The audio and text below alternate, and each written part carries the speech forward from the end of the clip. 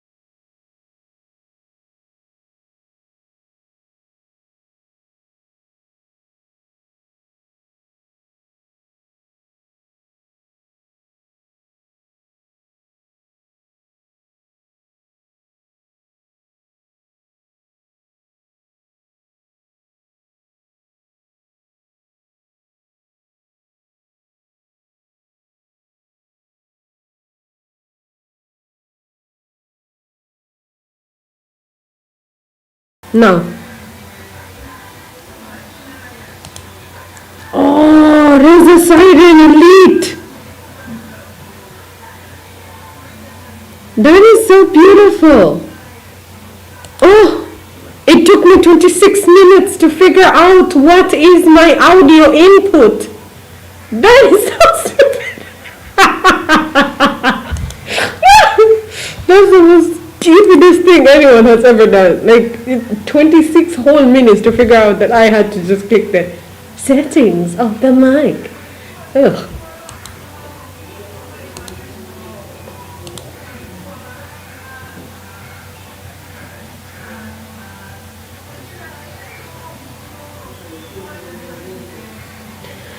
Okay, how do I do that?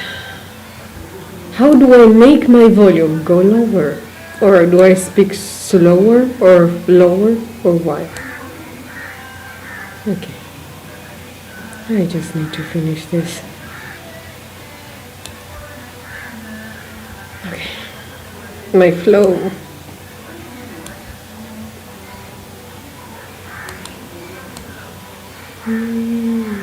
Okay, and go. Okay. This kid has been bending to the left or right for a long time. It's time for a change. Let's do this. There.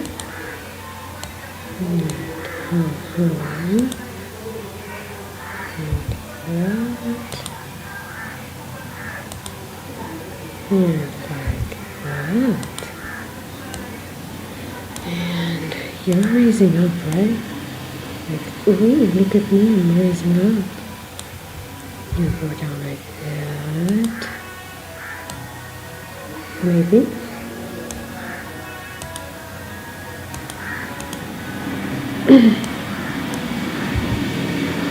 Okay. Okay, the child is distressing.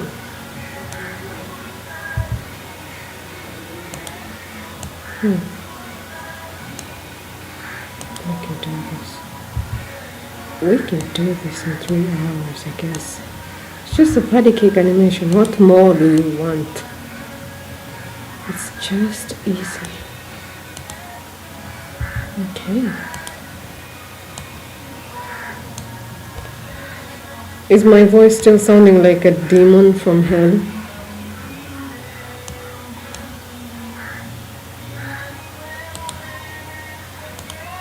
It's a gain issue. Oh, wait, I have an idea. There's a DB thingy here. Shit, I don't even know how to use it. Oh, this is why the groomers, ubers, goobers, who am I? What am I? The old people, goomers, what? They're not supposed to do these things. Okay, boomers, yes. That was hard. Okay, look, volume, filters, advanced audio properties. I figured it out. Oh my god, it's beautiful. Are we good there? Are we happy? Oscar, are we happy there? Are we in harmony? I'm at negative 1.9 dB. No, that's beautiful. This makes it easier. Next time when I'm modding and I want to come in like here, YouTube or Twitch, I won't be a boomer anymore. I'll be a zoomer. I don't know which one is worse. I choose the less worse one.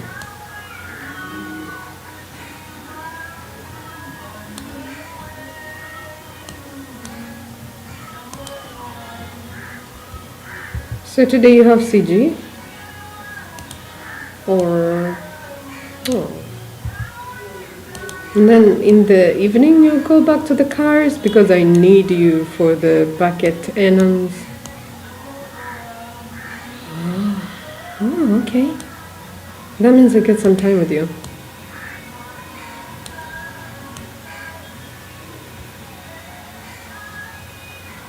Yesterday I think you had a eureka moment, but it was midnight. You always have the weirdest eureka moments. Like you choose, like right now, I just figured out how to make the code work and it's like in the middle of the night.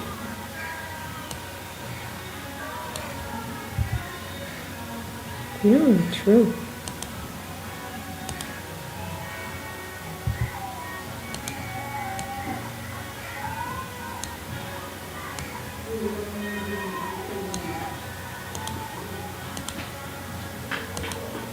Okay, let's make you play Paddy cake. I want to make it to 60. It's dragging. Okay. Let's make you happy.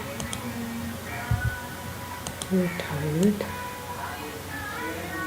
Okay. That's right. That's right there. That's right.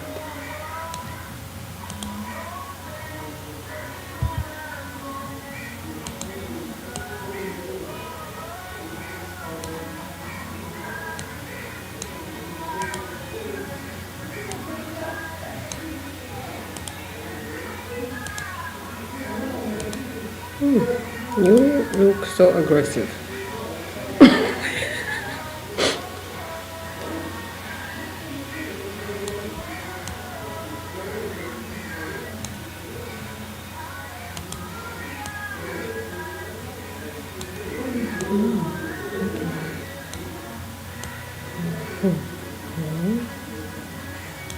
Kind of. Okay.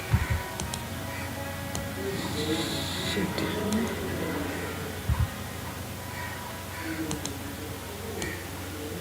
No.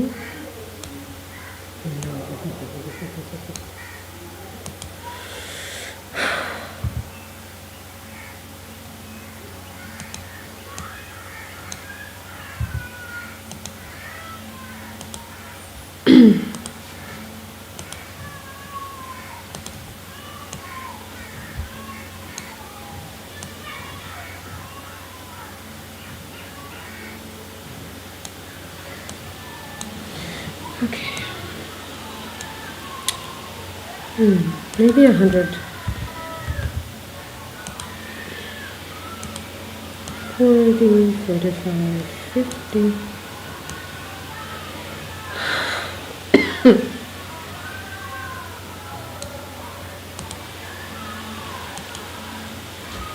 There's a baby crying outside.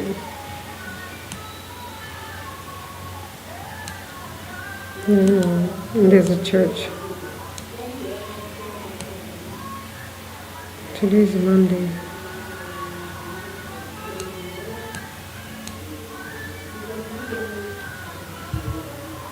No. What have I done?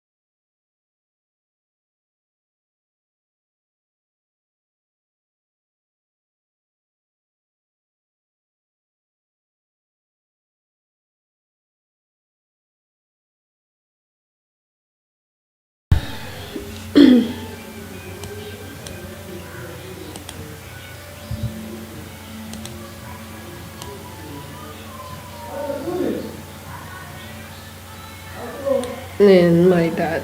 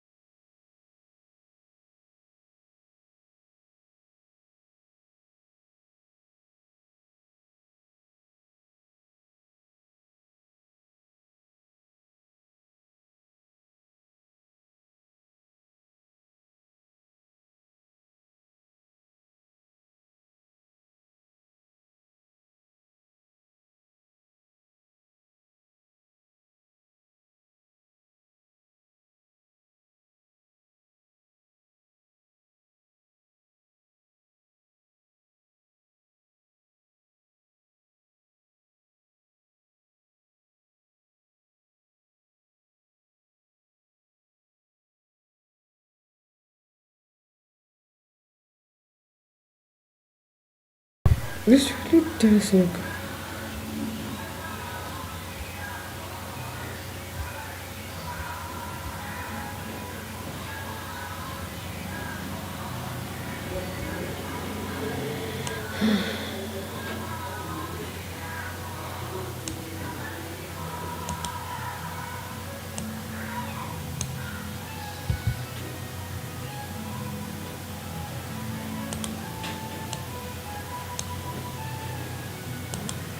Are you working with textures today? Or actually Blender?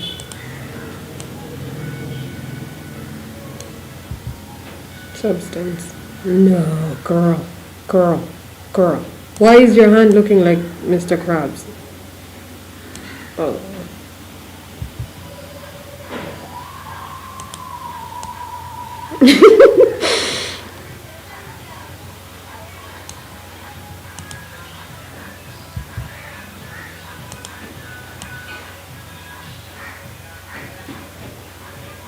This is annoying.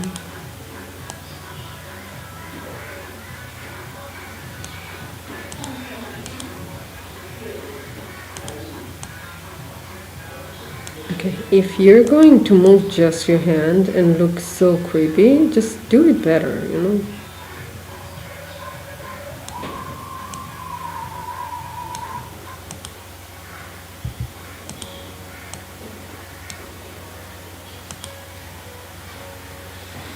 I can't do this. You? Okay. The baby needs to learn what the fuck to do. Inquisitive.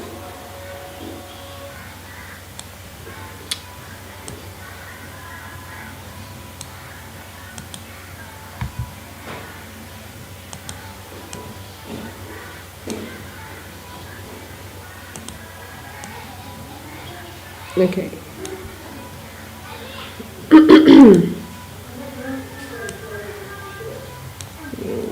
Please.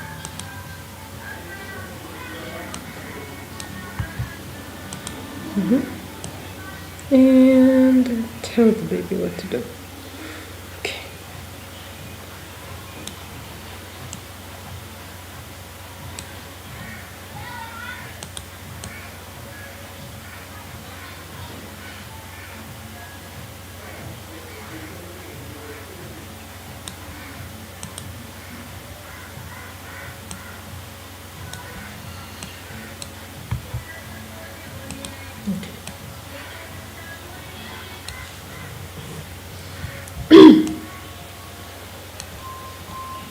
Just one loop of just patty cake is enough.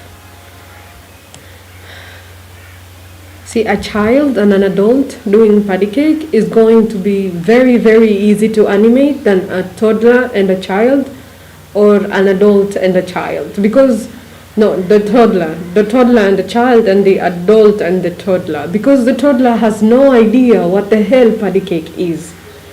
So at first, it's a whole process of getting the toddler to understand that you have to raise up your hand, left hand and then right hand, and then you clap twice, and then you do the thing. After that is when I can make a perfect loop of like continuous patty cake.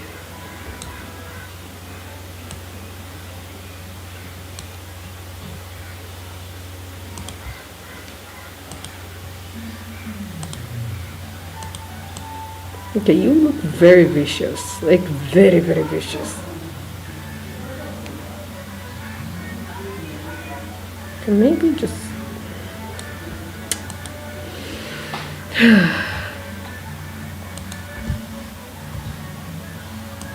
Okay.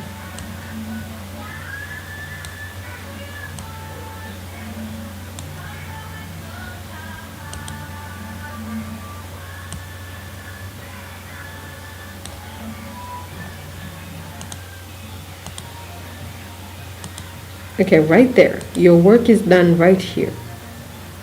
Success.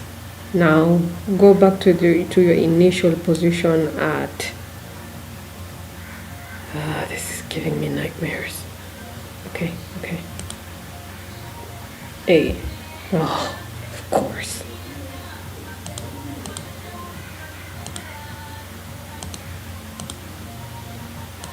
I want you to go back to this position.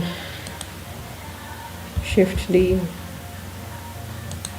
Yes, and then we start. But without the hand though. Okay, of course I did.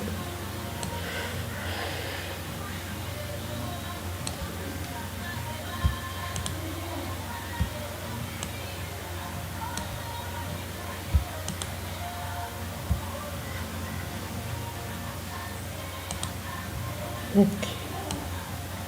Yeah, that is beautiful. Good.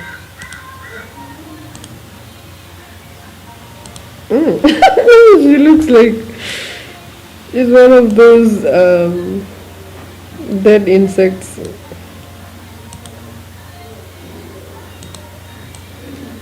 Okay, girl, there is no curves. People don't go down like that. No, they don't.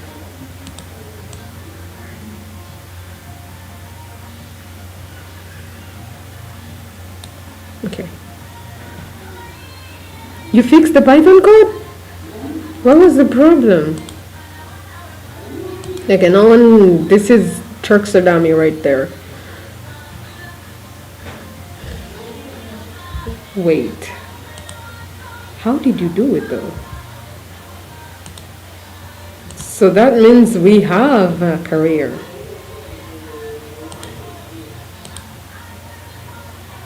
You look very sad. Okay, woo, the shaky over here, and then right here will make you look normal.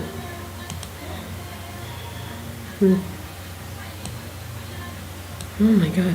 I'm just going to finish this, probably, and then I will join you to finish creating the actual career, the career, the active career. Thank you. I love you.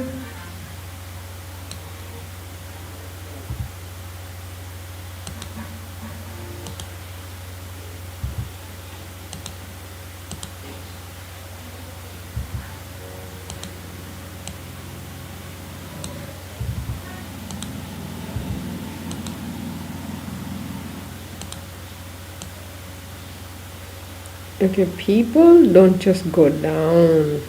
Like, people have waves. Okay, for example, the spine is going up, but the non-spine is not. Okay? It's just not, you know?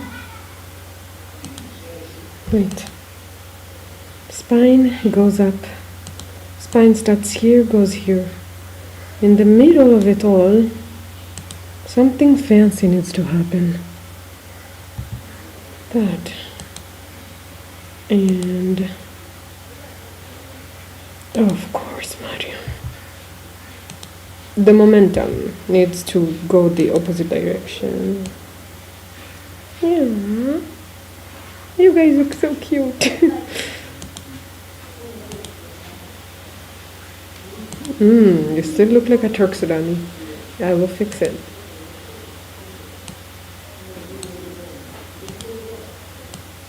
Yep, I know what's the problem.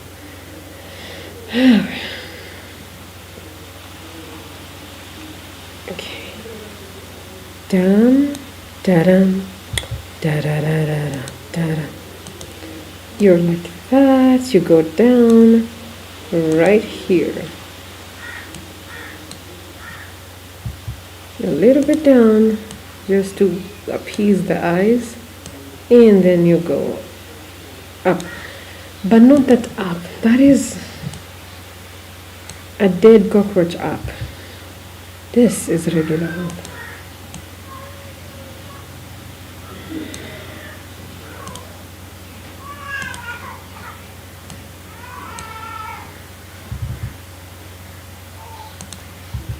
And like that. Beautiful. Wonderful. Now patty cake is a success.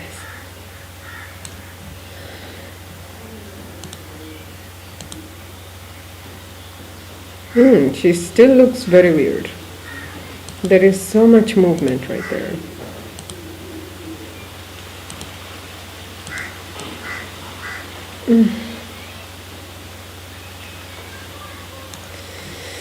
Obviously the baby's looking frozen. I need to fix you.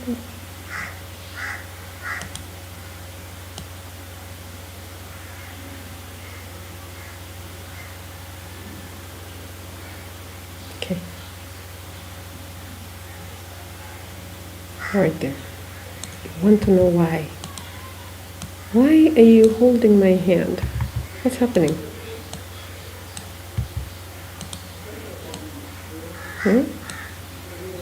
And then you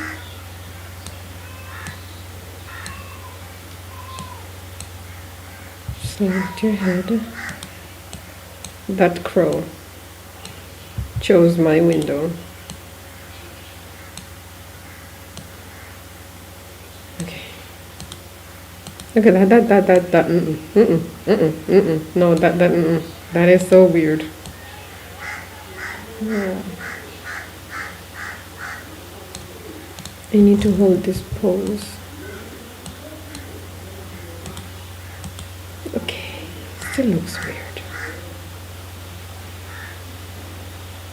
Too much down.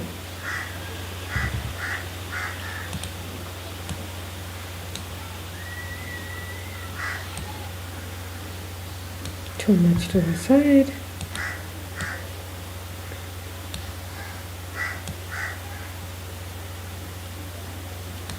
Slow rise.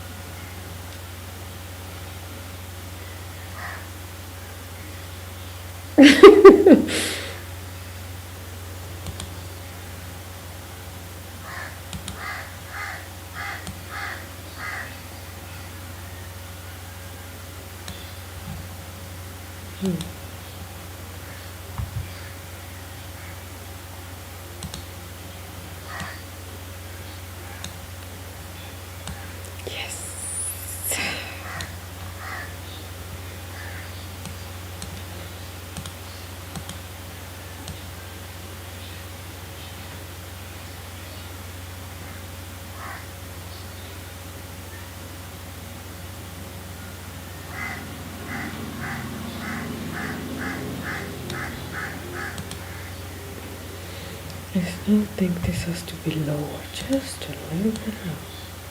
Yes, and patty cake, patty cake. 1, 2, 3. Patty cake, patty cake. It's you and me.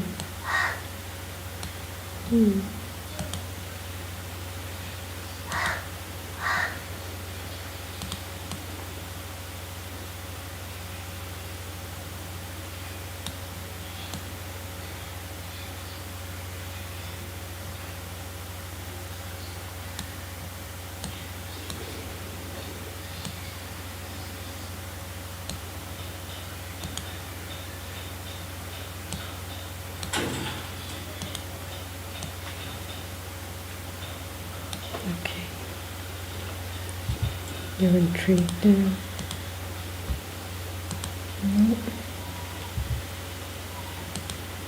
No. Why?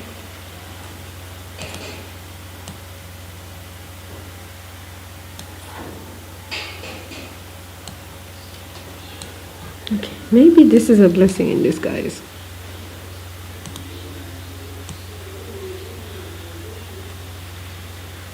Okay.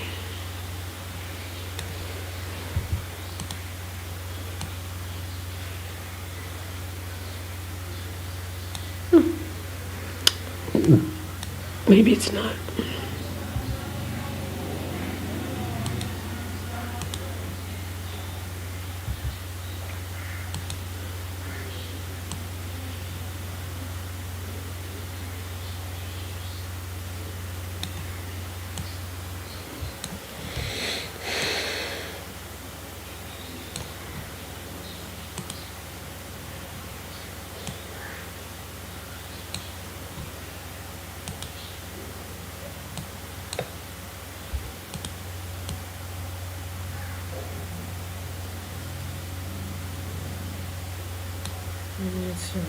Just a little bit.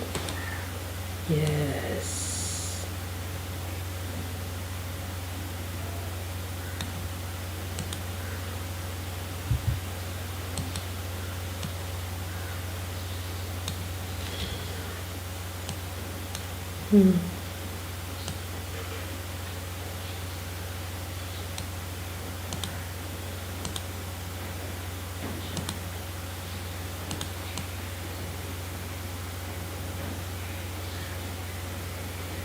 Okay, so from here to from 35 to 55, the child is going to probably think like, why should I put my arms up?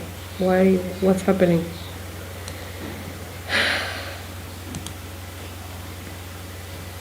From 35. Okay.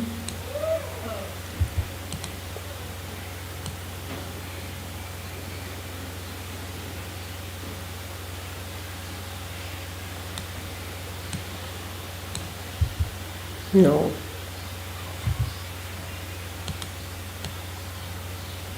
And this goes down.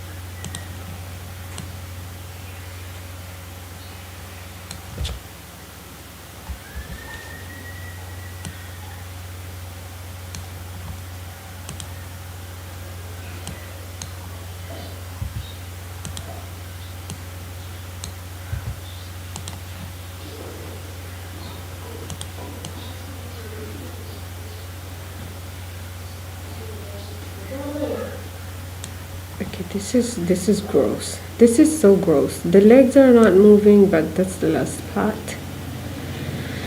I don't need to move anything else. Just the upper body at the moment.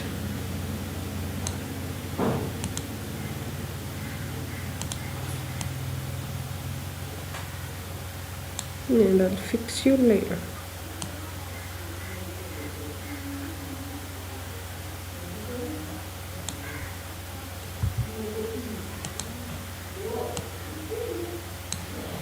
You go down,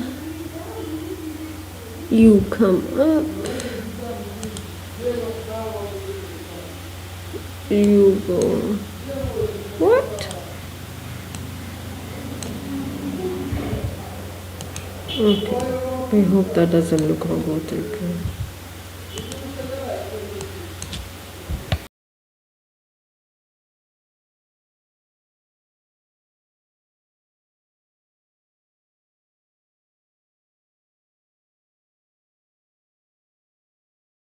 That's a little bit fast.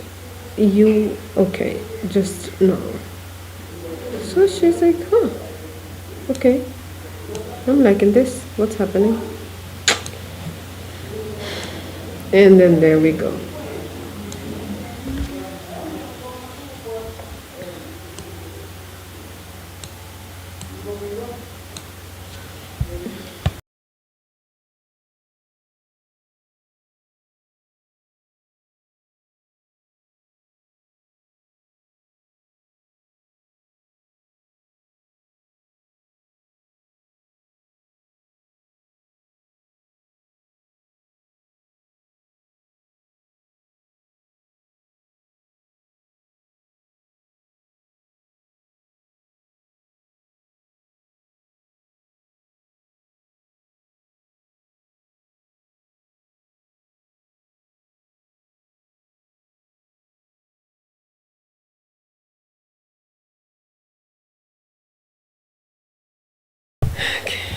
Probably says, what the fuck is happening to my hand?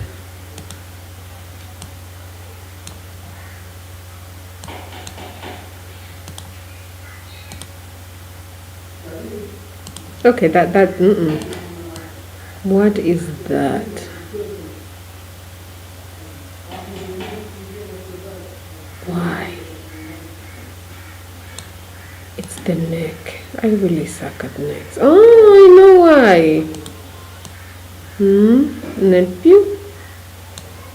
If I make it slower, perhaps I can mask my shittiness.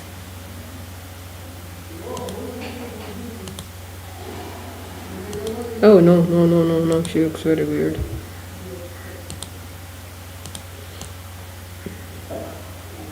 I need to hold this pose. I have said this twice now, and I haven't done that.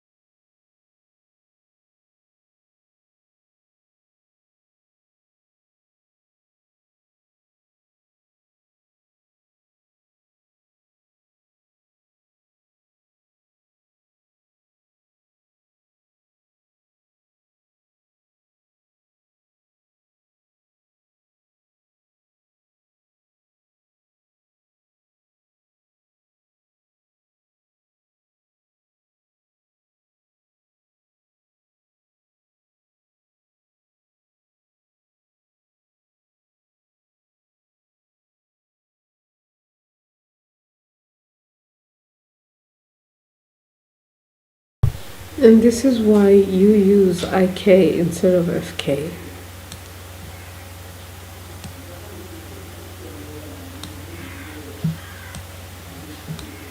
This could have been fixed in seconds.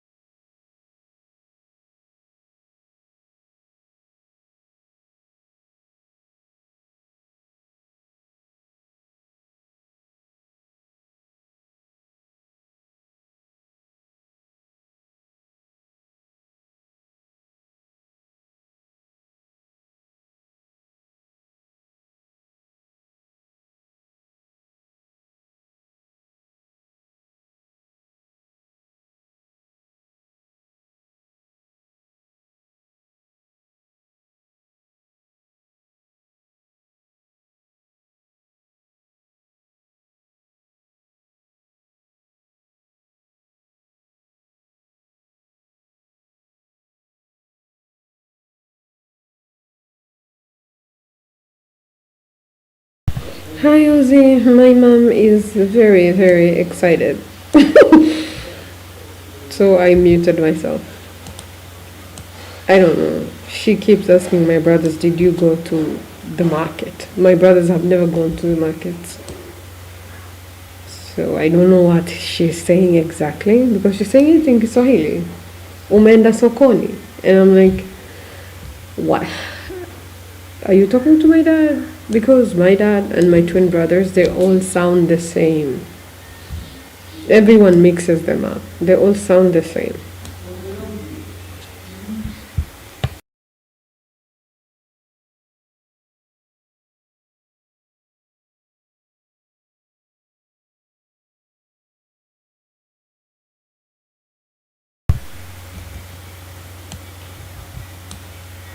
Okay, you go to the garage for.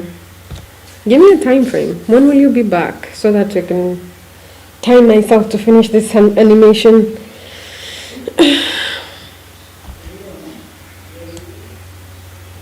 2 hours? Yeah. Really, you believe that the Python script works, right? So the gigs will show up.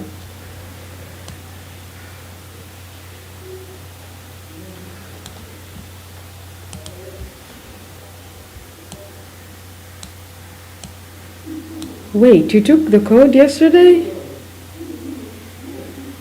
How?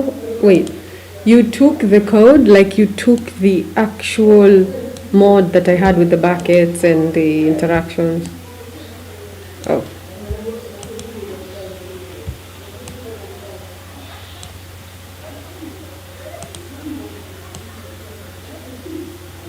that's nice.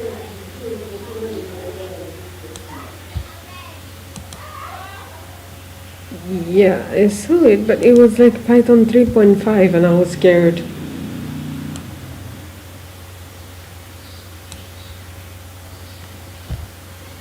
Okay.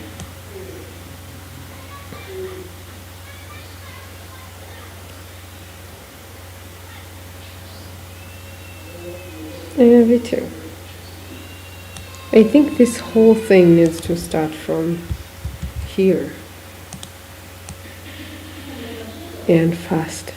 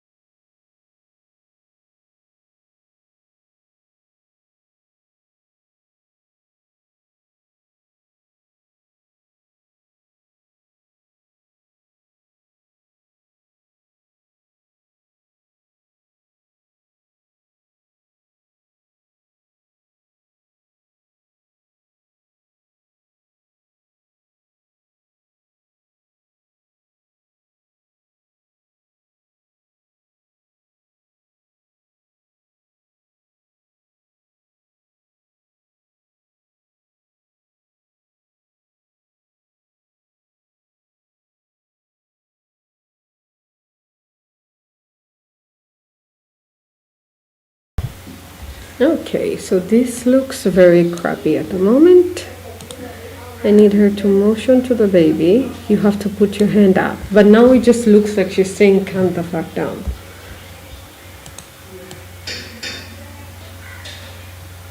Ugh, you know what? I am not about to make this work. Oh god, I'm doing it.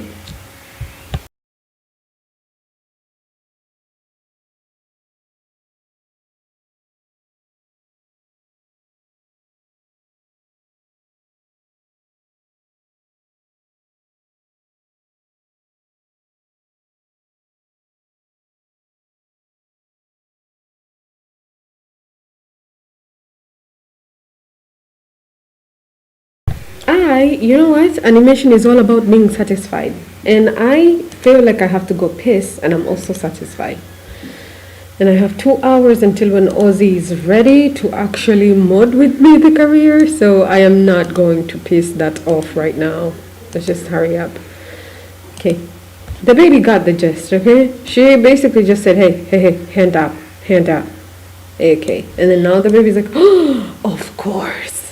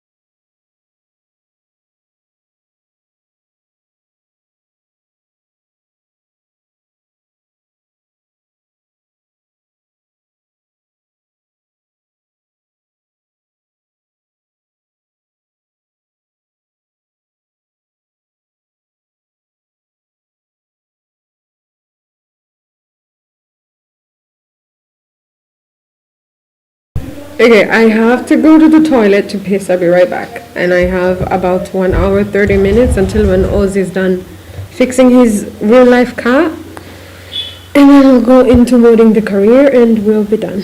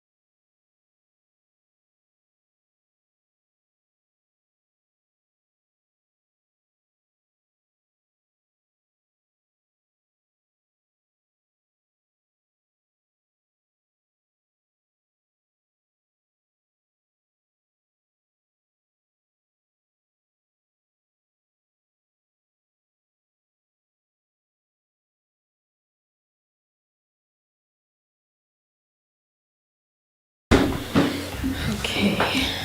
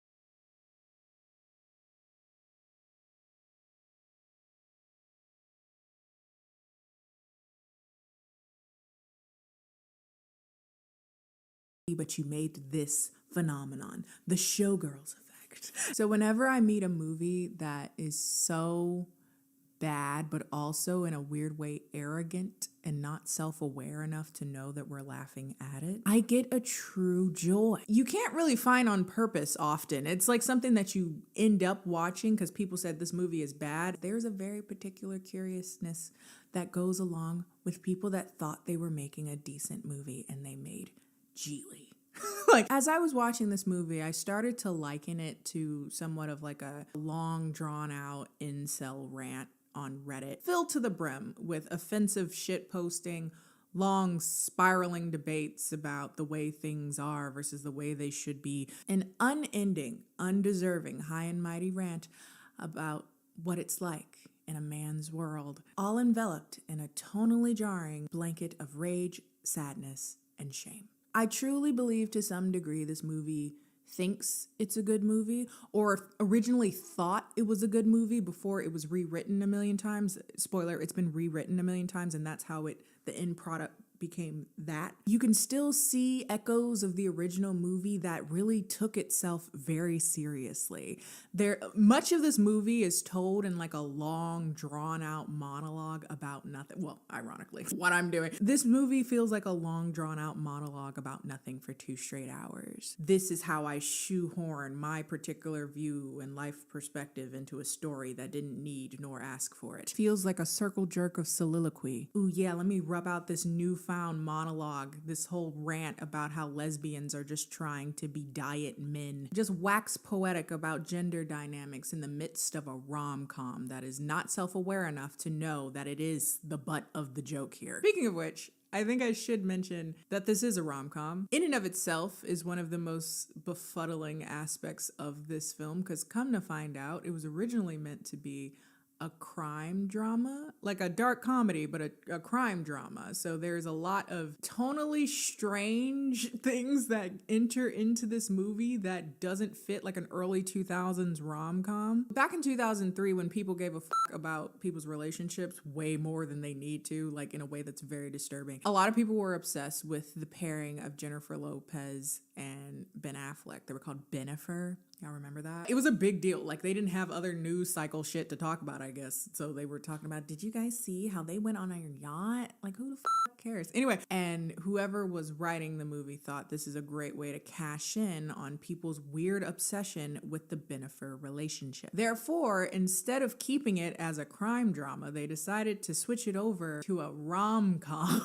Around this time, J-Lo was doing other works like Made in Manhattan and the one with The Wedding Planner with Matthew McConaughey. I really liked that movie. And then being that they were two people that were a very hot couple, they wanted to see them be in love on screen to feel as though they're getting some form of voyeuristic look in on the secretive couple. But being that it was originally supposed to be a darkly comedic crime drama, they all they really did was just like keep the general format of the movie, add some random quirky scenes where she meets his mom, and then added a very inappropriate rom-com soundtrack to the back of some really jarring and very uncomfortable scenes. And thus, the tonally confusing cluster was born. Have you ever seen a film have an identity crisis while you're watching it? Have you ever seen a film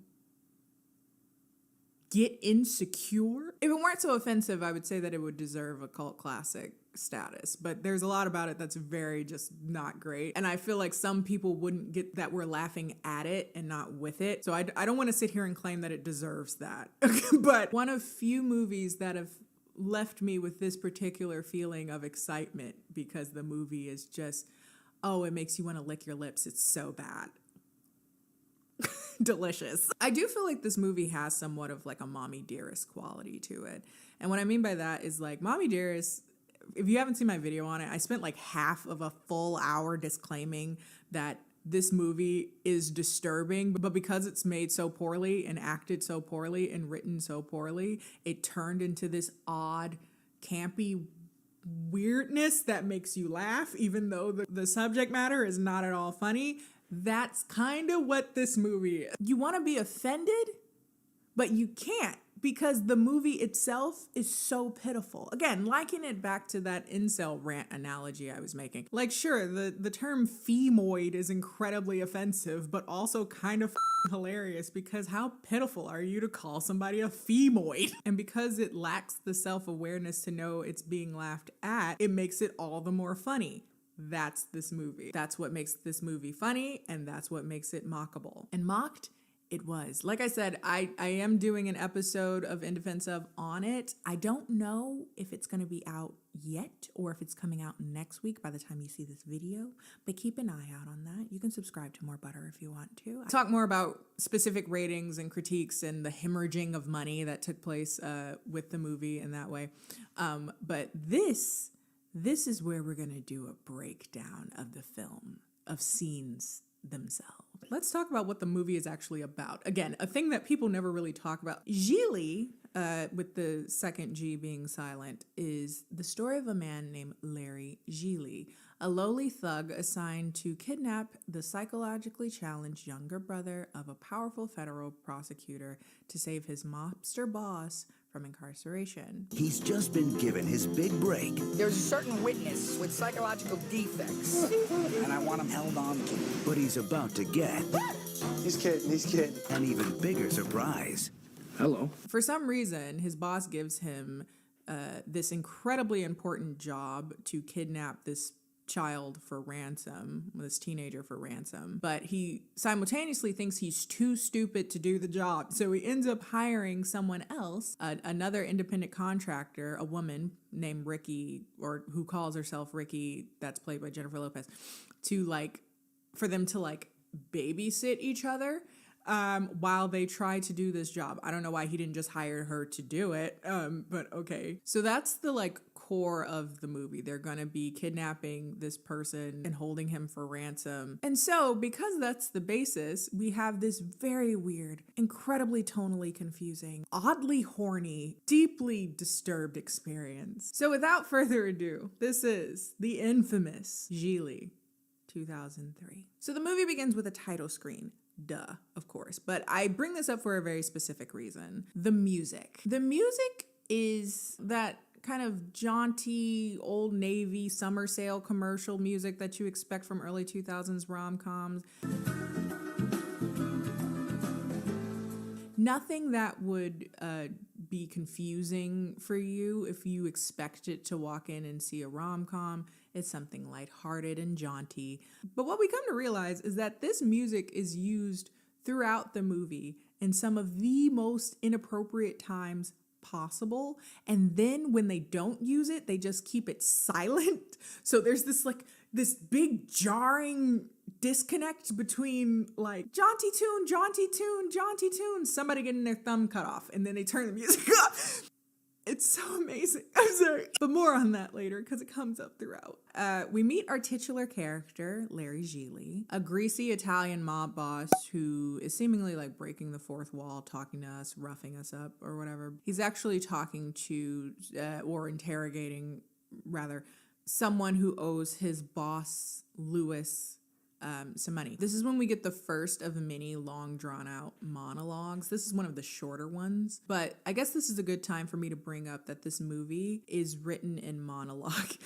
I've never seen a movie do this before. I don't know, or I just have never noticed it, but a lot of this movie isn't conversation between two people. It's one person going on a long drawn out speech, a soliloquy, a little a lecture of sorts by themselves to sound deep. And then another person joining and doing their own long drawn out profound speech afterwards, but they're not talking to each other. Here we get a hint of that, because the guy's mouth is wrapped up, but A human body is 80% moisture, right? Figure if you could somehow extract 80% of that, you'd have 34 pounds. Solid, not meat. It'd be more like beef jerky. a henchman. He goes in to rough people up. Soon after this, we end up meeting Lewis. What I find funny is that while in front of another guy that he's shaking down, Lewis turns to Gigli and calls him Gigli or Jiggly. They're gonna have to send Gigli over. And he's gonna have to settle up with you. Understand? You come to me tomorrow or he goes to you tomorrow. My name is pronounced Gigli. It rhymes with really. Which I found funny because I was like, this is obviously to let the audience know, like a little tagline, like, no, it's pronounced Gigli, like really, just to get us to remember the movie. But I loved how it made no sense because, like, isn't he your worker? Wouldn't he know? Are you new? Like, are you new at the job? Did he just meet you? Which is important because he ends up treating him like he's this trusted henchman or that he's a complete idiot. So, like, when did y'all meet? I don't know if you just checked out his resume on Indeed or something, but being that this is a movie, Lewis has to give him a thing to do, right? So he decides to give this dude who he doesn't know well enough to pronounce his name correctly, the biggest job of his life. That is to kidnap a federal prosecutor's developmentally disabled younger brother and hold on to him for collateral as they essentially try to intimidate him into dropping the charges of a fellow mob member that's out in New York. So Gigli goes to, I guess, the housing facility that the kid is kept at. His name is Brian. And I'm like, oh no. I should have done this earlier. I must warn you that this movie is incredibly ableist. This movie is incredibly homophobic, misogynistic, because again, it is the incel rant thing that I was talking about. Brian is going to be under Gigli's care and it's going to be ultimately his modality to becoming a better person. You know, the rom-com whole thing. Somebody has to turn him into a better person than himself, you know? So we meet Brian and he's talking about how he wants to go to, quote unquote, the Baywatch, presumably confusing the TV show for like a destination that you can go to where a bunch of pretty women are and where he can meet pretty women. But Gigli is able to persuade him to come with him, saying that they're going to go to the Baywatch, right? And I'm sitting here like, where's the fucking staff? Like, why is no one... You can steal a whole human out of the building and no one noticed. Like, and so he brings Brian back to his home. Ding dong, here comes a ring at the doorbell, and here it is. It's a woman, a hot woman. It's Jennifer Lopez, who plays a girl named Ricky, and she comes in asking to use the phone incredibly suggestively. It was very weird. It had a vibe of like early 2000s, like HBO porno. Like, yeah, you can fix my pipes. Can I use your phone? I can use your phone. She doesn't say that, but it's the vibe, you know? She goes in, she gets on the phone, she calls, and whoever she's trying to call doesn't pick up. And then suddenly she asks to talk to Gigli privately. Being that this movie was turned into a rom-com, they decided to put one of the quintessential tropes that are completely necessary in romance, which is enemies to lovers. You got it. So they decided to make the most poorly written and contrived enemies to lovers setup I've ever seen. And this is when I really started to realize, oh, I'm watching a masterpiece of shit. Literally, she comes into the house, complete stranger. She's like, you're a up. But I gotta tell you, I'm frankly amazed at how much of a up you actually are. Let you know that Lewis hired me because he didn't think you were good enough at your job. Okay, what's that got you mad about? Like, he doesn't believe that you have the necessary prowess to do something like this. Okay, then take the job, bitch. I don't want it. You know what? There's no reason for you to take my word for precisely how second-rate he considers you. It'd probably make both our lives a lot easier if you just heard it directly from him. And so this hostility that has no footing, that has no grounding, becomes the basis for their sexual tension. It's confusing because I'm like, you just mad. You just came in, was like, oh, I have to do my job. Gigli calls Lewis to confirm that indeed he did hire somebody else. So after he hangs up, Ricky's like, it's fine. Let's put this behind us. Why don't you just get yourself straight and we can put this whole thing behind us? Bitch, put what? We don't have any, there's no basis for this hostility. This is around when I start to notice the pattern of monologues in this film, because they each go on to their own subsequent ones about how they're the biggest, like, most reputable gangster in the biz. I am the fucking sultan of slick, Sadie. I am the rule of fucking cool. You want to be a gangster? You want to be a thug? You sit at my feet, gather the pearls that emanate forth from me. Because I'm the fucking original, straight, first, foremost, pimp, Mac, hustler, original gangster's gangster. I was just confused and disgusted up until this point, and then I started to realize, oh, think I know what I'm watching here. And it's very, very funny. Because throughout listening to all the monologues, it got to the point where I started to realize that I'm not watching a character anymore. I'm literally listening to like the avatar of the writer of the film. The writer wanted to make these long drawn out profundities on film, wrote various characters to kind of auto-fellatio himself the whole time. That sheer thought, again, incel manifesto type vibes, was so funny. That's when I knew that I was watching something that truly was a moment of failed seriousness, and I can't help but laugh at that. And I can't help but in some way find it kind of like sadistically funny. When I get around to talking about how the lips on the face and the lips on the coochie got the same thing, they gonna lose they mind.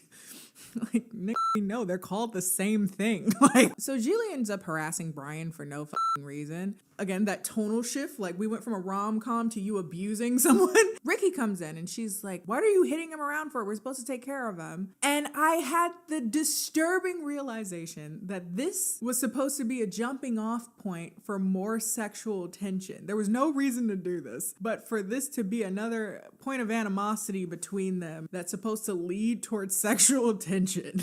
Leave him alone or I'll kill you. But it's like horny. Like this movie uses like horniness to gaslight you. It's like, yes, this is a rom-com. Follow along. Do you hear the music? And it becomes like a focal point for their like sexual tension, their animosity towards each other, whether or not we should be cool abusing the kid that we kidnapped. This is a good scene to show the quality I'm talking about, but him and Ricky are talking and they play the rom-com music.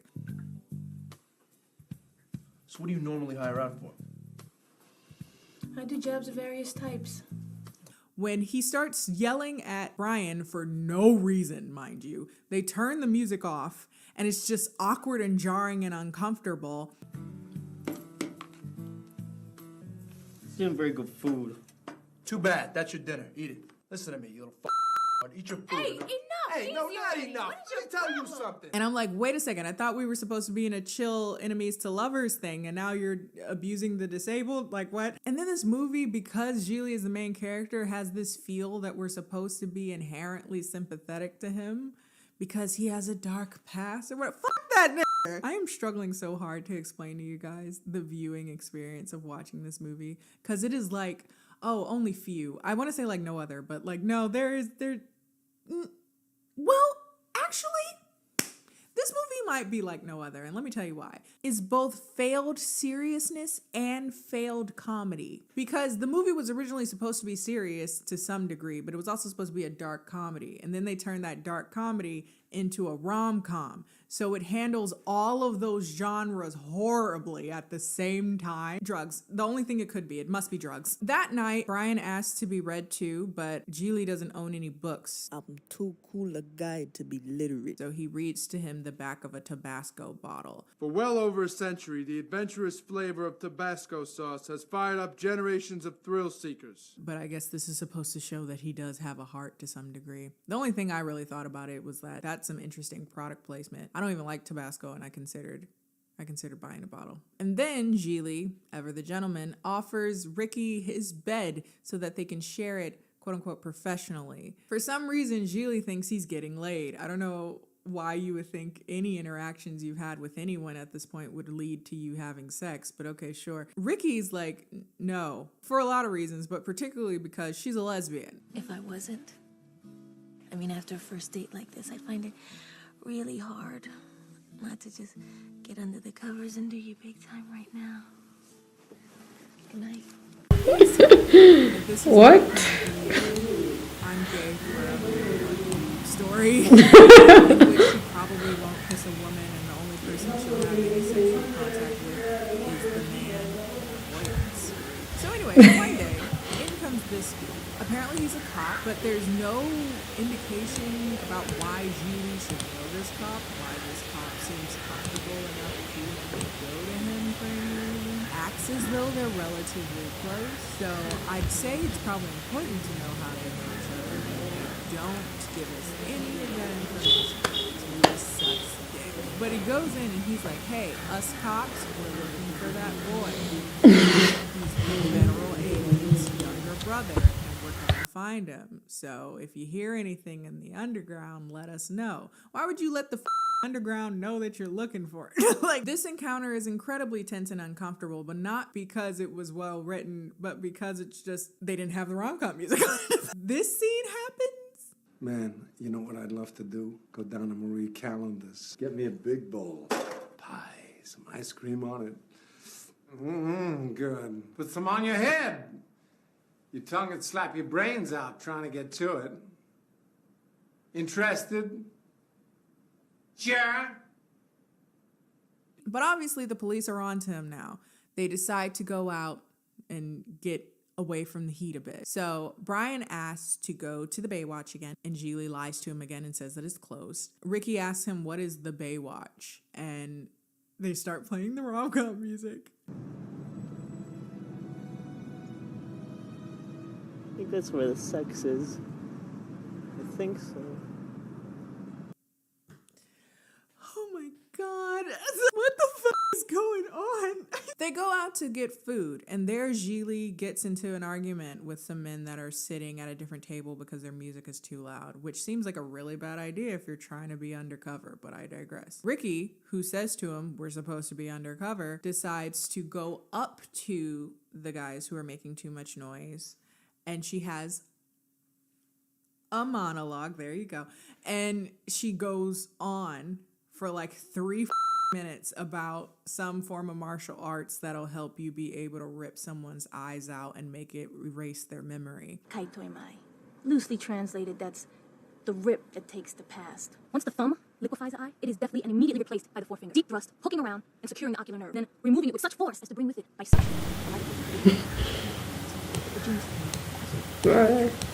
One's opponent is left with no memory of anything he has ever seen. Hence,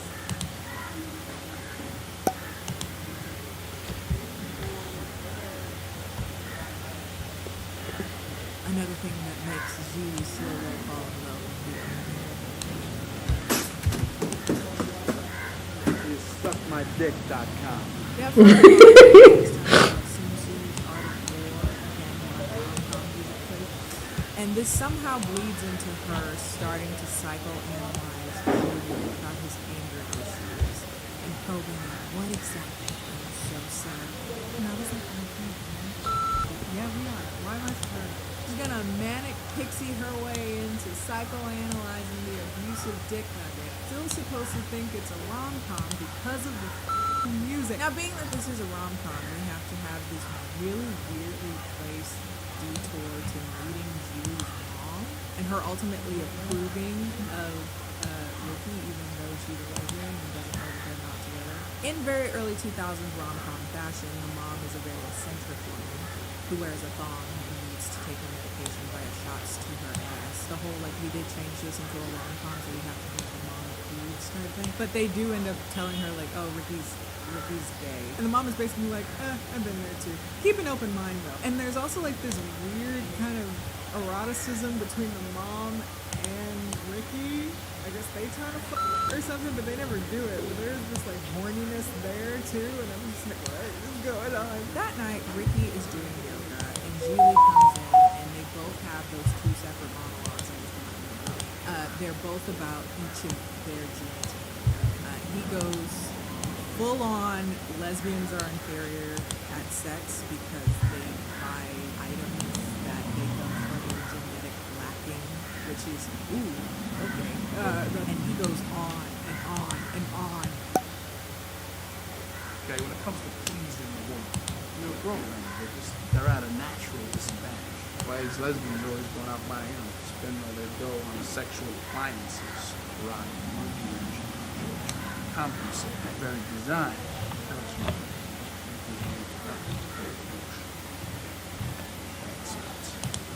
progress. And she responds to his homophobia in a rebuttal speech, which also goes on and on and on.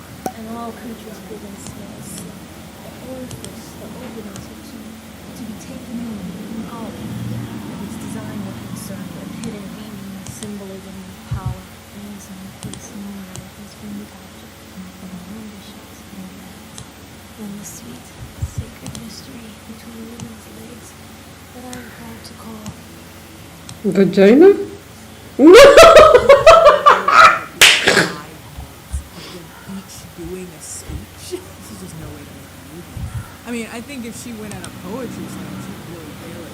Remember when I said that this movie is incredibly jarring tonally? So after that very long and admittedly flowery scene, Lewis calls the next day and tells Gigli to cut off Brian's thumb and send it via the mail. This was going to be a threat to that prosecutor so that they know they mean business. I guess at some point along the way, I don't know when, he decided to stop being abusive to their kidnapping. He's, I guess, slowly, begrudgingly come to enjoy reading the back of Sean and toilet paper wrappers to help him go to bed. Again, that part was slick and really too young. Ricky does her Manic Pixie Dream Girl purpose and asks Gigli about his friend, his life, about him being alone. And he's like, I don't have it. I'm not gonna play.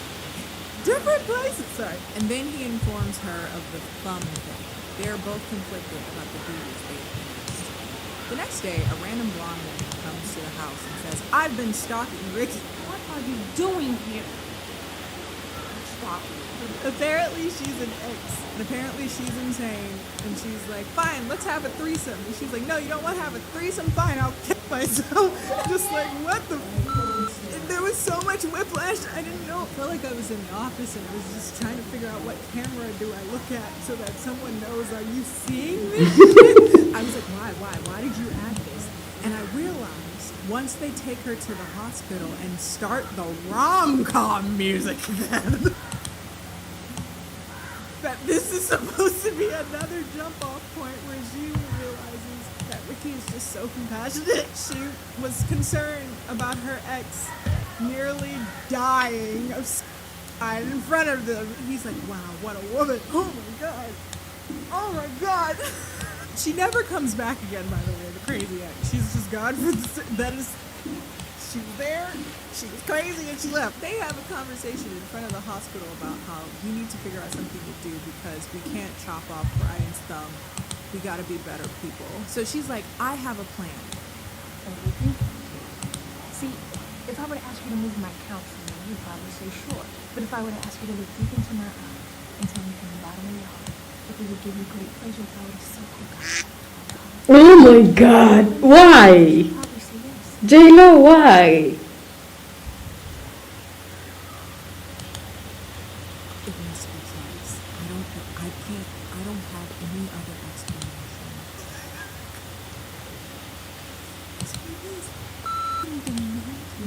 I know. He provides a plan to get into the hospital and sneak into the morgue in particular, to cut off one of the corpse's thumb and mail it. Again, all with rom-com music in the background. He chops off a thumb with what seems to be a butter knife, and the next day they mail it off. While there, Gigli notices that Ricky and the clerk was making eyes at each other, and he asks her if they know each other, if there's a history or whatever. And she's like, yeah, we used to talk to each other. Which is odd, because like, why not just say, hey, how are you? They were just like staring at each other. It's so weird. But this sends him into a woe is me bitch boy rant about how he's sad because Ricky doesn't like dudes. You're just there all hot and stuff and you don't wanna me. Wow. Sexy, gorgeous, heartthrob-orama, smart, amazing, bombshell girl sleeping in a bed right next to me. Stone cold, untouchable, unappable, unattainable. You know what this terrible movie does? It wants us to feel bad for him. So guess what happened? Oh, obviously. Yes, bitch. She gets some pity pussy, and it is some of the most milquetoast, Weeda big sex I've ever seen in my life. That whole diatribe he went on about the strong resilience of the penis, and he just lays there like a dead roly-poly in the sun. She tells him like, hey, after this gig is over, after this job is over, I'm leaving, just so you know. The next day, Lewis calls and asks them all to meet except Brian. Leave Brian at home. The man that they were kidnapping Brian for, the guy in New York, is in town. That man also gives us a long drawn-out monologue about thumbs and what makes a man intimidating. It's graphic as shit too. They show like his brain slipping into the fish tank and the fish going evil. Ew.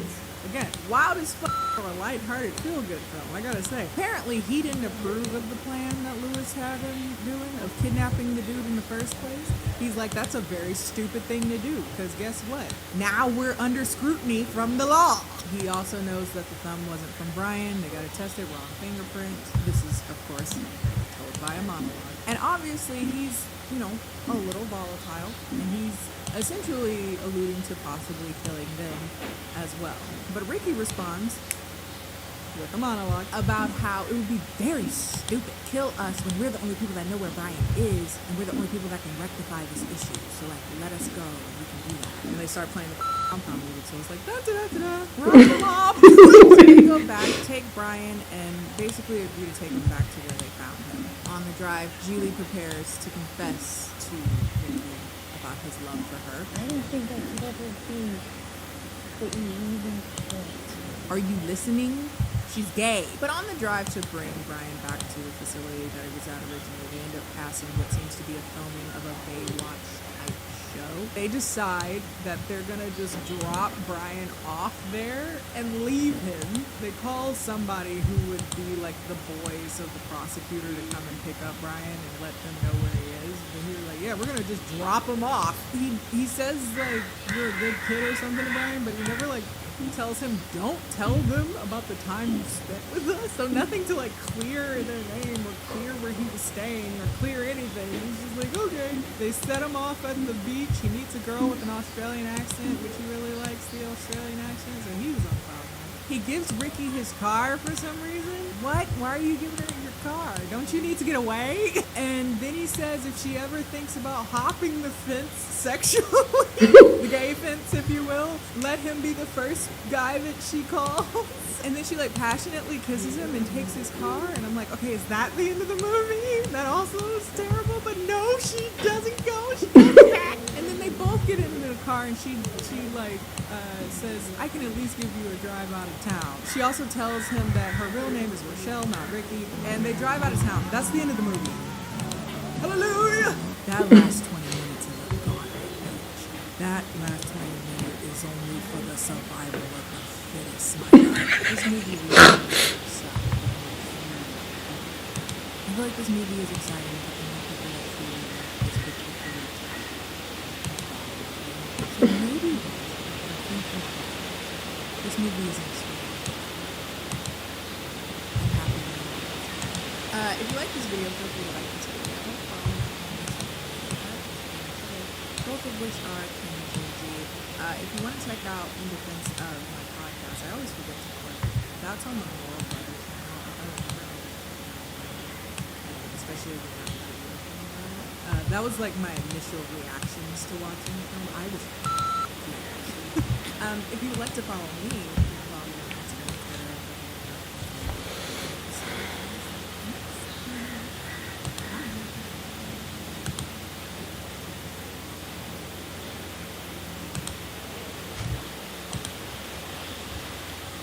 Nasa lovely images of this year for over 25 years.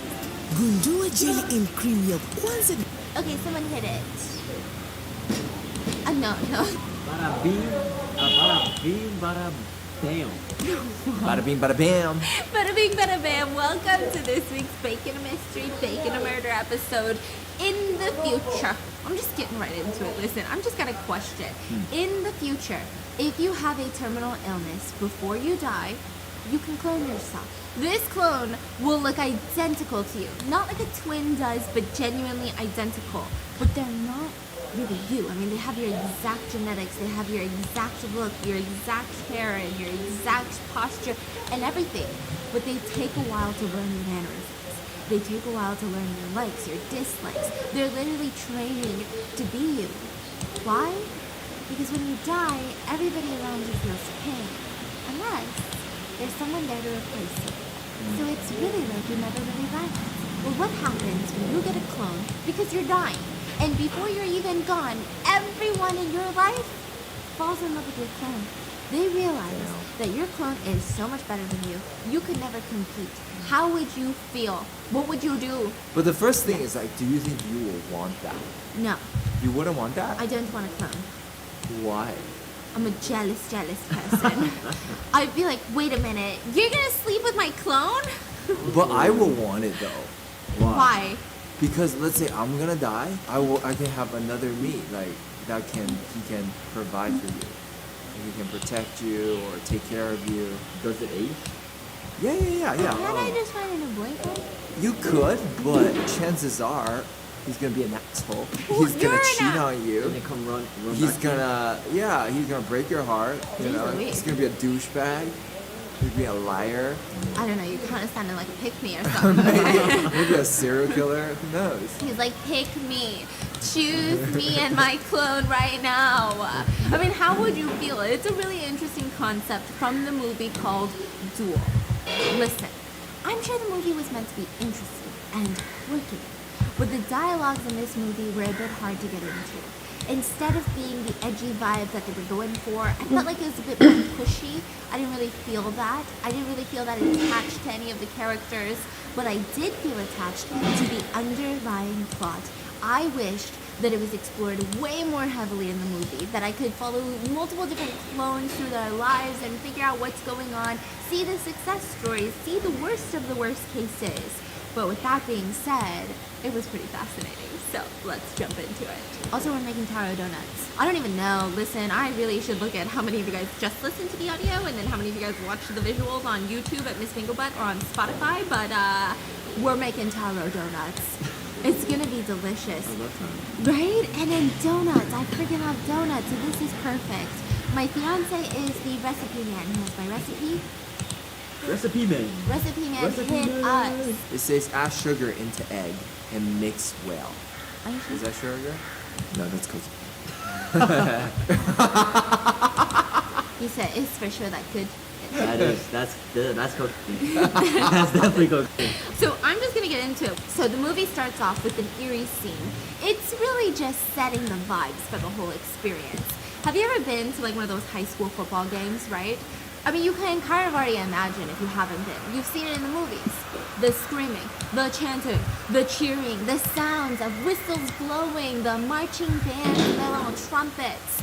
Maybe you're walking through the stands and you see the seniors under the bleachers trying to prank the freshmen. Maybe near them, you see a bunch of kids making out. They're just groping each other, because that's what high schoolers do, at least in my high school. The concessions, the hot dogs, they're never really sanitary. You know that, but you gotta eat one. You gotta try it. That's what a normal high school football game is like, right? Well, not this one. This one was in complete silence. The game was not in session. Instead, you had a lone football player in plain clothes standing in one side of the field, the grassy football field. All the students in the bleachers were staring silently at him. Not a single word was spoken, no cheering, no booing, no whispers, nothing at all, just eerie silence. Robert was standing on one side of the football field, next to a table. Now this table was covered with almost like a beige sheet, a white cloth hanging over it. It was to hide whatever was sitting on the table, because you could kind of see like some lumps and bumps. So you know the table's not empty. He looks in front of him. There was a long white banner. Like, it blocked his view for the other half of the football field. So while you do that, I'm gonna actually oil this pan. So there was this like white banner that's blocking his view of the other half of the football field. It looked like one of those banners that the football team would actually run through. Do you know what I'm talking about? Like those paper banners, and they're screaming and running through it. But where's the rest of the team? I mean, they're not there. It's just him alone. So to break the silence, someone blows this very loud whistle. The banner comes down, and these guys are now staring at each other at the end of the football field. So on the opposite end, there's another dude standing there across from Robert. Just staring? Just staring at them. Now, we can't see who the other guy is. We just know that they're staring at each other. Now, Robert, I don't know if you can see this guy's face because the bright football lights are pointed straight at each other and it's blinding. At the same time, a teacher or somebody stands on either side and pulls the white cloth from that table, revealing heavy-duty bows and arrows and weapons. Like, this is not an archery class. This is not normal high school festivities. This is weird. Before Robert can even do anything, he sees an arrow land straight at his feet. The other guy just tried to shoot him. So he backs up, knocks over the table, jumps on the other side, and effectively he's using the table as like a makeshift shield, and he's just panicked. An arrow comes through the table, alarmingly close to his head, and even then, there's no screams from the crowd. Just mumbled gasps, okay? Fuck, right? He's got to do something, but what would Robert do? He tries to look over the table to see the other student and to see the other person. I'm sure he was wondering what I'm wondering is like, why is nobody stopping this? Like, why is nobody helping him? Why is nobody freaking out? There's news crews with these big cameras pointed at the two. Like, there was no way out of this. No adult was going to put an end to it. But as the guy Robert, aka Theo James if you're interested, is leaned over the side of the table trying to see what he should do next, he gets shot with an arrow on the shoulder. So he's shot, and his breathing turns erratic, and he's screaming in pain, but what can he do? He's freaking shot. Nobody is coming to get him any med help. What? Like, this is straight up Hunger Games. He weighs out his options. He can either sit there and try to use the bow and arrow to shoot the other guy back, but his aim's probably not that good. He's in pain. He's going to take forever. No one will die, and even if they do, it's going to be long and torturous and painful. Imagine being shot by an arrow and bleeding out that way. Dan, what would you do if you were in his... If I got shot by an arrow and now no one's helping? No one's helping, and this guy's going to keep shooting arrows at you. I will grab an arrow. Well, first, you got shot, so it's probably in your body, right? Yeah. First thing is, like, I'm trying to dodge. Just take the pain and just try to, like, find shelter. Is that how you do in your Valorant or whatever? Valorant. Oh my god. I will grab the arrow and shoot at the audience. Oh my god, you crazy. This out guy's of it. trying to make a political statement, you know what I mean? How are you? I would cry. So this guy decides he's gonna grab the knife, and Robert breathes in and breathes out, and he's like, ready, set, go. He jumps up from behind the table and starts running across the football field. The other guy is so stunned, he's not even registering, like, what the hell is going on? This is so ballsy. So he starts fumbling to load another arrow, and he misses. Then he's trying to fumble and load another arrow, but before he can even load and shoot his third arrow, I guess, Robert tackles him to the ground and starts stabbing him in the chest. And when he's done, he stands up, sees the crowd, and they're all softly applauding. What? That's so creepy. And security guards come to drag the dead student off the field. And this is the first time that we get a glimpse of the other student, and he looks exactly like Robert. Not like a twin, but a clone. A woman with a mic walks up. Well done. You're the winner. Remind me again, are you the original or the double? The double. Of course. I always get mixed up. Sorry about that. Obviously, it's a little confusing when you guys look identical. Excellent work closing the distance and engaging in your attack. And Robert is looking around, confused and stunned. I mean, he's got blood on his chest. The blood of a person, the blood of his original, the person that he was literally created after. There's still an arrow sticking out of his chest. Nobody is rushing to get this guy medical help still. He's just being casually aired on TV right now. And the announcer continues. The duel has finished. The double has won, and he is now officially Robert Michaels. And the stands start roaring finally. The noise is deafening. The trumpets start playing, and the cameras zoom in on Robert's somber face. And then you see Sarah go through the drive-thru at Taco Bell. It's a Taco Bell ad. No, I'm just kidding. So Sarah is not a part of this. Like, she's not really watching the duels. She's not there at the duels. She's not one of those weirdos, okay? She's going through the taco drive-thru. What's the duels? The duels is when you have to fight your clone. Oh, we'll get into it. Yeah, so let's say you have a clone, but like one of you doesn't die. One of you's gotta die. There can't be two Dan-Dans walking around. And if But you only make a clone when you think you're gonna die. Let's say you survive that terminal illness, the government is like, well, one of you guys has to die. Well, that's awkward. Then don't make a clone until you're completely dead. See, the problem is you just solved the movie then, you know what I mean? So I gotta keep it moving. So Sarah's going through the Taco Bell drive-thru, and she's getting some soft tacos, some hard-shelled tacos, a burrito, some nachos with some extra cheese dip. I mean, my kind of girl. We are the same people. Because the employees are like, how many drinks at this order? Just one? So we see her go home with the tacos and finish it all and starts playing a video on her laptop in the middle of this dark living room. So she just like killed her dinner, right? And at first I was like certain it was gonna be a YouTube video because the voice starts off by saying, "This place is totally haunted, but look, at least it has a pool." I'm like, okay, YouTuber exploring abandoned haunted places. Love those videos. It's gonna be one of those. But then you just hear this orchestra of moaning. This girl just finished her tacos and she's watching corn, which no judgment, but no, because my indigestion could never. Like, I need to digest a little bit. I feel so bloated. Do I really want to watch corn right now? So she pops down on the couch trying to get some alone time, but her freaking laptop starts ringing just when the pool plot was getting good. It's her boyfriend, Peter. Now, he's like, "Hey, babe, what you up to?" Watching TV. "Yeah, what are you watching?" She looks over at her TV that is completely black with nothing playing. "Just a reality show about dating?" "Oh, that sounds boring." "Yeah, well, it's like a guilty pleasure. Anyway, what are you doing, Peter?" "Oh, nothing. I just got back from taking my team out, because of work. Honestly, I'm surprised. They've been killing it on this project." "Oh, really? I thought that you had, there was that one person that was struggling a lot and you were complaining about one of the team members. I forgot what was their name?" "Oh, Sam? No, Sam's doing tremendous now." "Okay, well, that's good, I guess." In fact, I'm thinking about giving him the most improved award. I read that giving awards, and they hang up.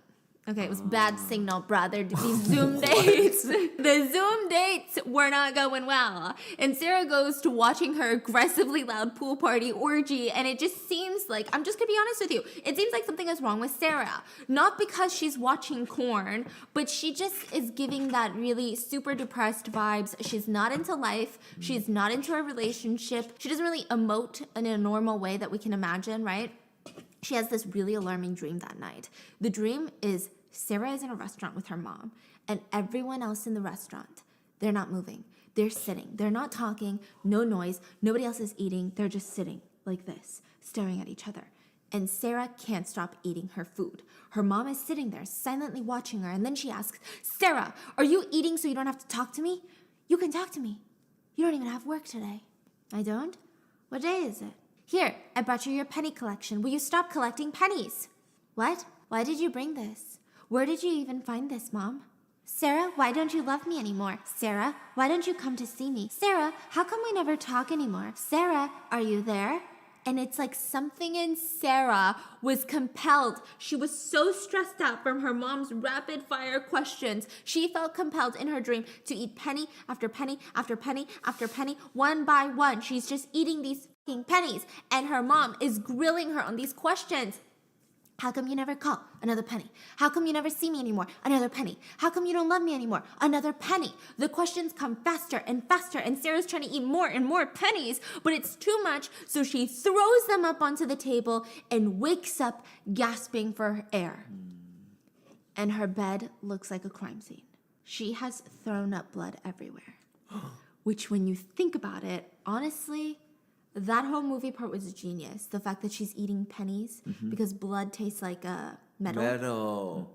Oh, that's very smart. Because sometimes in your brain, when you have dreams, in your dream, I have to pee. Yeah. And you actually wake up to go to pee. Yes. Yeah, because your brain just kind of makes these That's so crazy. scenarios. So she was eating pennies. It was the taste of blood. She threw out blood in her sleep. And what's crazy is that Sarah's not even alarmed.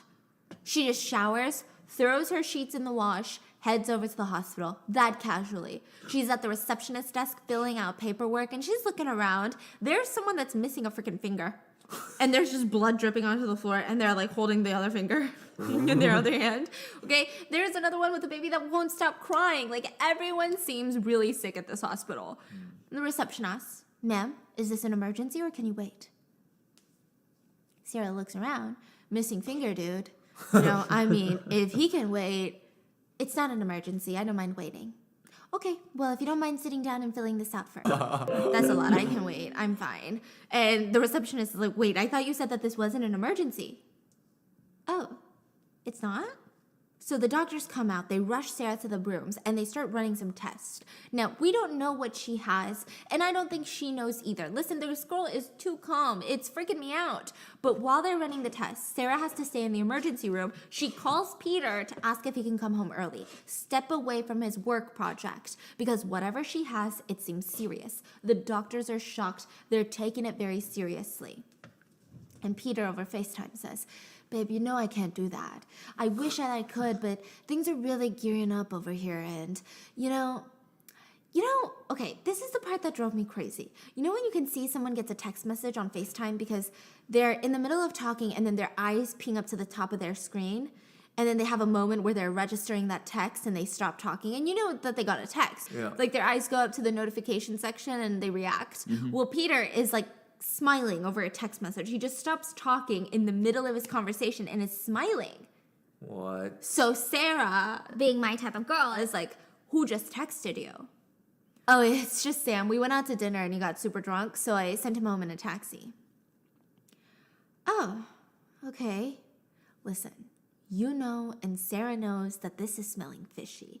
Peter is freaking giggling over this text. Like, what are you giggling about? Your girlfriend is in the hospital, dying, and you're giggling because your coworker Sam, who happens to be a guy, I don't believe you, he is drunk?" So Peter tries to change the subject, and it's clear he's not even thinking straight. He just changes the subject to, right, what do you have planned for tonight?" "I'm in the hospital, Peter." Right. I meant do you think you're going to be sleeping soon?" "Yeah, I probably should. I have more tests that I have to run tomorrow. Apparently, I can't eat for those. I'm so hungry. You could probably hear my stomach louder than my voice right now." And another text comes in. And Peter's all freaking giggly and just ignoring Sarah and going, "Well, you should probably get some sleep. Good night. Love you." Wow. And hangs up. And Sarah is completely alone. I mean, she knows what's going on. She hangs up looking distressed. And the next day, the hospital wants to send her home. She's confused. She's like, "Okay, like I said, it was nothing, right? It's not an emergency." "Oh, no, Sarah. We're not sending you home because there's nothing wrong with you. There's most definitely something wrong with you. We just need, to wait for your test results to come back. And it's hard for us to treat you because we're not sure what's going on inside of you. So for now, I think it would be better for your health if you stay with some friends, some family, have a support group." I didn't tell my mom what happened.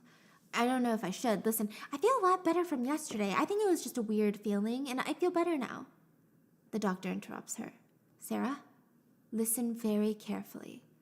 We don't know what's going on inside of you, but whatever it is, it's very serious. When you go home, you need to rest. You need to take care of yourself. You can't drink. It's serious. You have to treat it seriously. Do you understand?" So what does Sarah do? Goes home and drinks a bottle of wine straight from the bottle, watching some porn. I was rooting for you, okay? And she's trying to call Peter, her boyfriend, who isn't even checking in on her. He's not picking up his phone, so she sends him a text message. "Hope you're having fun?" And he responds with, "I'm in the elevator right now. No signal. It's super late over here. I'm gonna go straight to bed." "Okay, got it. Love you." And no response. I mean, it's freaking clear what Peter is doing. All right. So fill it in 70% full each donut because it's gonna puff up. All right.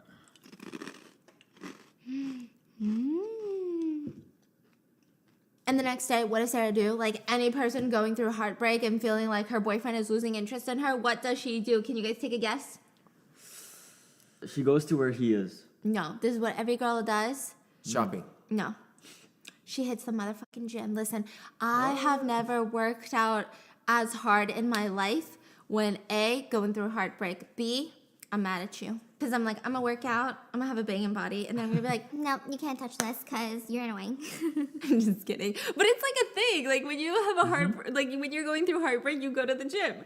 And when she gets back, she strips down to her undies and she calls Peter and she's like, "Hey babe, what are you doing?" Guess what? I know the hospital said I should rest, but I woke up feeling more energized than ever and I went to the freaking gym. Like, can you believe it? I haven't gone in so long. I feel so much better now. I just walked in the door and I was all hot and sweaty. So I thought that I I already took off all my clothes, and I called you. Look, and she points her camera down. And I think it was probably just a cold. I don't know what it was, Peter, but I Googled it, and people said it was normal. Normal what? Throwing up blood. What? And then there's silence. And finally, Peter sighs and says, honey, you have a terminal illness, and it's only getting worse. What? You're just being pessimistic, and you're imagining the worst. More silence. You accidentally put my number as the primary contact instead of emergency contact. The hospital called me, and I thought it was a telemarketer, so I didn't pick up. But then I guess it was urgent, and maybe the doctor thought that you weren't picking up or you were screening your calls, so she left a very detailed voicemail in my inbox. You have a terminal illness. You're telling me this on video chat? I know. I'm sorry. I should have done better. I'm sorry. I just don't know what to say. How long have you known? 2 days? I'm sorry. I know I should have told you. And I know this is very serious, Sarah, but you're gonna die. Wow.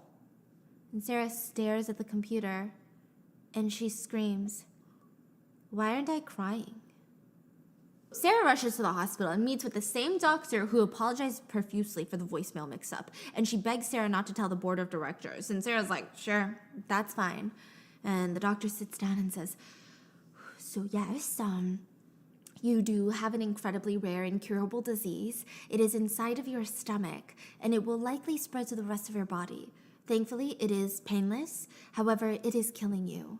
We don't know how. We don't know how long you have. We don't know anything. But it's only a matter of time. What are my chances? 0. There is a 98% chance that you will succumb to your illness. Wait, I just thought that you said that I have a 0% chance. So what about that 2%? Oh yeah, that's a margin of error. There's a 2% margin of error, but nothing is ever absolutely certain, but this is most definitely certain. So you're telling me that there's a margin of error and you're not absolutely certain I'm going to die, but you're certain that I'm going to die. Yes, unfortunately. You're taking this quite well. Are you feeling okay? Most people cry or they react a bit extreme. Are you in shock? I mean, I don't want to die, but it doesn't seem like it's up to me. To use the baseball analogy, life has thrown you a curveball, Sarah. Curveballs are tricky because the batter can't hit back. Now, in this case, you're the batter, but only you're not even holding a bat. So you're most definitely going to miss the ball. Am I just making things worse? I don't want to make things worse. Your facial expression, not very good right now. What kind of doctor? Yeah, seriously. Okay, well, what's next, doctor? What are my options? Well, we advise that patients start making arrangements, deciding what type of service that they want. Funeral service, you know? I know it typically is a representation of one's religious views, but it can be about your personality as well. For example, I want to be buried, not because I'm religious, but because I'm terrified of being forgotten. So I want my friends and family to feel obligated to come visit my grave. Of course, there are remains from a cremation that can be buried, but interestingly, people are less likely to visit a pile of ashes than a body in a grave. It's more obligation, if you will. You could be buried at sea. There are many great possibilities and things to think about and to consider. Truly, it can be a reflection of your personality and your life. There are many options to choose from. I will probably choose to be cremated. Great. Well, then you have the choice of replacement. I'm sure you've heard of it or given it some thought. When you die, you have the option to clone yourself so that your loved ones don't have to go without you. Anyway, lots to think about, isn't it? So here's a pamphlet, just in case. Remember, discuss it with your loved ones first. It's not for everyone. Some families even report having negative experiences, so keep that in mind. So that night, Sarah goes to watch a replacement ad, and it just looks so friendly, so welcoming, but like absurd, creepy science fiction. The replacement is made before you die so that they can learn from you and learn as much about you. They learn your mannerisms, your movements, down to all the little details. They learn all of that before you die. That's why it's better to get a replacement months in advance. The longer that you have with your replacements, the better it will be for your loved ones. The more of an investment it really will be. I mean, so that they can truly replace you when you're gone. They're like a learning sponge when you're alive. The more time they spend learning, the more you become. They even learn your sexual preferences. Oh yeah, and to be fully transparent, the double will look identical to you. Not like a twin, but identical. However, they can have their own personalities too, which most families seem to be comfortable with. It's just enough to comfort families. And the ad ends with, "You may be dying, but don't let it affect your loved ones." Replacement is a gift to those loved ones. Replacement works. And the ad itself is so freaking creepy. I don't even know what to say. The person in the ad, like the guy that's like going through all of this, he says, "I'm a former double myself. Isn't that right, my darling?" And his family comes into the frame and he puts his arm around his wife and his kids, and they honestly look creeped out and fucking terrified of this guy. But regardless, Sarah is dying, so she picks up her phone. "Hi, I'm dying. Can I schedule an appointment?" And with that, you see her in the car listening to the happiest of pop songs while trying to suppress her sobs, but it's one of those cries where your whole body starts shaking a bit, and when she gets to the replacement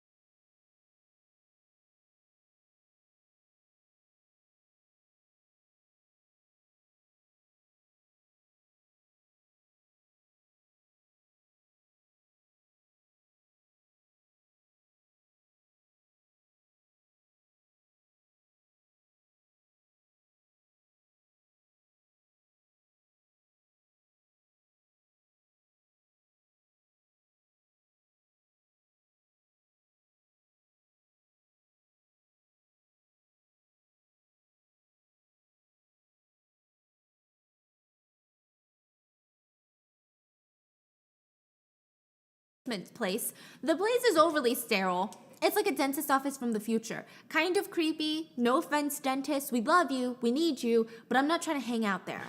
It feels like sci-fi vibes. But not overly sci-fi where you feel like this will never happen anytime soon. It feels almost too close. It's like a high-end medical spa. And the first word Sarah blurts out during the consultation is, "There's no way I can afford this." And the doctor says, "Ah, yes. This is a gift for your loved ones. Obviously, it won't be cheap, but we have payment plans. The way that this works is when you die, your double resumes your roles in life. They take over your identity, your bills, your responsibilities, and in most cases, your job. And one of those responsibilities that they take over is paying off the procedure. This So is insane. you don't have to worry about anything other than dying with dignity." Wow. Imagine that. Imagine if I'm getting a double, right? I would just go to the bank and take out like fucking $10 million loan. My double will pay it back, okay? So the doctor asked Sarah, anything else of your concerns? "I'm afraid of needles, and sometimes I have nightmares of being put under anesthesia and waking up during surgery and feeling everything." Well, good. Our procedure doesn't require any of that. You just spit into this tube, and the procedure takes about an hour. Okay, if you were in this situation, what would you do? Let's say your family is going to be heartbroken. Would you get a replacement? No. I feel like I would not. I can't trust. I would do it for the sake of taking care of family. But what if this is Imagine the you future? have kids. Yeah. Oh. You know, like you have kids. Like you don't want your kids struggling. Yeah. No father figure and no financial support. I don't know, man. I just can't trust that stuff. I don't know. Like, I feel if like I it's die, better. then I die. It's a better clone me than some other cheating ass. Okay, Big B. My thing is, like, I would have a hard time seeing my replacement. Well, yeah, obviously. Yeah, like, that would be too trippy and teaching them about me. But you're also dying, you know? Yeah. It's weird. I feel like it would just feel weird. Maybe I just want to be a memory. I don't know if I would want to. Yeah. I think, like, ideally, yes. But if I'm thinking about people, yeah, like thinking about you want to take care of someone, Yeah. then you're like, shit. Like, That's at true. least I can do this. And maybe it's become so normalized, it's like you don't even bat an eye. So if everybody else is doing it, you know, it seems so, like, Yeah. standard, right? Yeah. Now, Sarah, she just pulls the trigger. It's not like she has time to think about it. She's actively dying every second that passes, and maybe more time with her clone will be better. I'm not going to lie, a part of me feels like Sarah cloned herself so that in her last days she wouldn't be alone. Not because she cared that much about her family. We haven't even seen any of them in person. We haven't seen her talking to any of them. We've really only seen her boyfriend, who really couldn't care less that she's dying. So I felt like it was for her loneliness over everything. An hour later, Sarah's double enters the freaking room. Just like that. I'm going to tell you something. Okay. It was like 30 minutes into the movie, and it was like the most anticlimactic shit that I've ever seen. She just like walked into the room. There was no build-up. It's like she's been pulled out of a Humans R Us vending machine. She's dressed in clothes that the hospital has given her, and she kind of has the awkward vibe that Sarah has throughout the whole movie. The doctor apologizes and says the software got a little bit lagged. So instead of her eyes being brown like yours, they're blue. If you want, we can disengage her and make you another one. Disengage her. Sarah's double is literally standing there listening to this whole conversation. Like, girl, they're trying to shut you the fuck down. Like, you're not gonna run. And Sarah's looking at her and looking at the doctor, and I'm sure it's awkward. And no, it's fine. Blue eyes are more rare anyway, right? It's fine. Okay, well, for the time being, Sarah Double will be with you, and you will be referred to as Sarah Original. And for the time being that she's with you, she's going to be learning as much as she can. And once you pass, she will resume your life as Sarah the Original. Perfect. Let's go. And the two of them get into Sarah's car. And her double is in the passenger seat. So, what kind of food do you like? Mexican, Indian, Chinese? What food do you not like? Maybe French food? I find it to be quite heavy, I guess. It doesn't mesh well with my stomach. What about music? What's your favorite style of music? I like all kinds. I like music, pop, rock, classical. Do you want to try and listen to some with me? And she tries to raise the music because this is awkward. But the double stops her. Oh no, maybe later. I am enjoying this, and music might make it hard to hear each other. Any music you don't like? Country music and metal music, I guess. So with that, Sarah and her double go home. The double gets to Sarah's house, and she's like, oh, it's nice. Do you live here alone? No, I live with my boyfriend Peter, but he's away on business, and he won't be back for, I guess, several more weeks at least. I hope I get to see him again before I die. He's very handsome and hardworking. Sarah 2.0 walks over to a picture frame of the couple and stares at them. She says, he sounds like it. I'm excited to meet him. Yeah, I'll introduce you to him, and to my mom, too. What about your dad? He passed away a few years ago.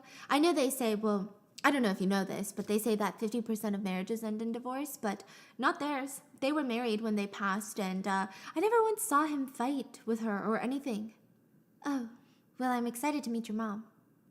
It's just, I haven't exactly told her about you yet, or Peter. Actually, I'm not even sure I want my mom to know that I'm sick. I'm her only child, and I'm worried that she's gonna be sad. Oh, when you're gone, I promise to love her as much as you do. Maybe more. Same for Peter. I will love him so very much. Okay. Well, let's get you some clothes, yeah? And just like that, Sarah Double starts changing in front of Sarah the original. And Sarah the original, she starts feeling a bit sad. They're not entirely identical, they find out. Sarah Double has no cellulite or love